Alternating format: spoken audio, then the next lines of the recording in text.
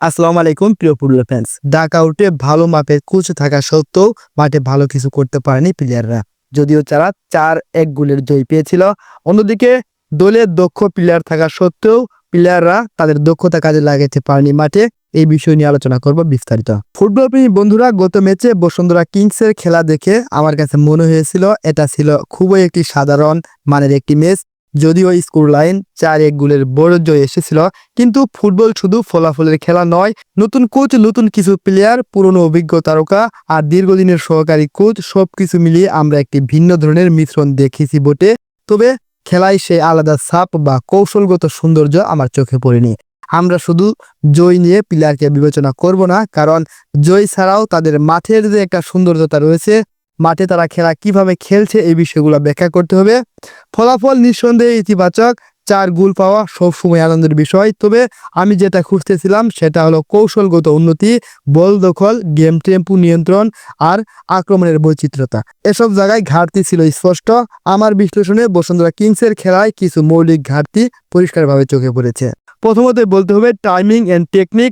খেলোয়াড়রা কোথায় বল দেবেন এবং কোথা থেকে বল পাবেন, পাস দেওয়ার সময় বল রিসিভ করার ক্ষেত্রে যথেষ্ট সমন্বয় দেখা যায়নি। স্পেস ম্যানেজমেন্ট, প্রতিপক্ষের ফাঁকা জায়গাগুলো কাজে লাগাতে ব্যর্থ ছিল বসুন্ধরা কিংস। তারা যদি এই স্পেস ম্যানেজমেন্ট করতে পারতো তাহলে জয়ের ব্যবধানটা আরও বড় হতে পারত। গেম টেম্পো এবং কন্ট্রোল, গতি নিয়ন্ত্রণের ধারাবাহিকতা ছিল না বললেই চলে। অফ দ্য বল মুভমেন্ট, এখন সবচেয়ে বড় বিষয়টা হচ্ছে অফ দ্য বল মুভমেন্ট। এটা হলো বল ছাড়া প্লেয়ারদের মুভমেন্ট। এই ধরুন একজন প্লেয়ারের কাছে বল রয়েছে, তার সাথে যে আর 2 কিংবা একজন প্লেয়ার বল পাওয়ার জন্য বা তাকে গুলে হেল্প করার জন্য চলে যাবে, এটা হচ্ছে অফ দ্য বল মুভমেন্ট। আর এই অফ দ্য বল মুভমেন্ট বেশি একটা ভালো লাগেনি আমার কাছে। এছাড়াও ট্রানজিশন বেশি একটা ভালো ছিল না।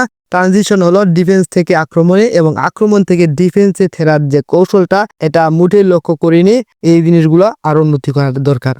কালেকটিভ ভিশন হচ্ছে সকলের সমন্বয়ে বল খেলা, কিন্তু দলীয় সমন্বয়ের বদলে অনেকেই নিজস্বভাবে খেলেছে। কোচিং ইন্টারপ্রিটেশন, কোচের নির্দেশ মাঠে সঠিকভাবে প্রতিফলিত হয়নি।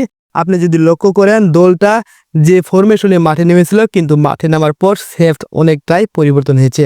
অর্থাৎ যাকে যে দায়িত্ব দেওয়া হয়েছিল, প্লেয়াররা সেই দায়িত্বে বা সেই অবস্থানে অবস্থান করতে পারেনি, তারা ভিন্ন কিছু করেছে মাঠে। সাধারণত নতুন কোচ এলে কিছু নতুনত্ব দেখা যায়, কিন্তু এই ম্যাচে সেই পরিবর্তনটা আমি স্পষ্টভাবে খুঁজে পাইনি। সব মিলিয়ে বসুন্ধরা কিংসের জয়টা স্কোর লাইনে সন্তোষজনক হলেও পারফরমেন্স এবং টিম ওয়ার্কে আমি তেমন মুগ্ধ হইনি। একজন ফুটবল প্রেমী হিসাবে আমি চাই বসুন্ধরা কিংস শুধু জয়ের ধারাবাহিকতা নয়, মাঠের দর্শকদের উপহার দিক সৌন্দর্যময় ফুটবল।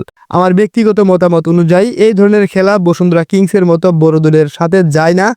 সমর্থকরা যেমন সাফল্যের সাথে সৌন্দর্যটাও আশা করে, তেমনি আমিও আশা করি পরের ম্যাচগুলিতে দলটা আরো গোছালো, বুদ্ধিদীপ্ত এবং কৌশলগতভাবে শক্তিশালী হয়ে উঠবে। এই আশা ব্যক্ত করে এখানেই শেষ করছি। আসসালামু আলাইকুম।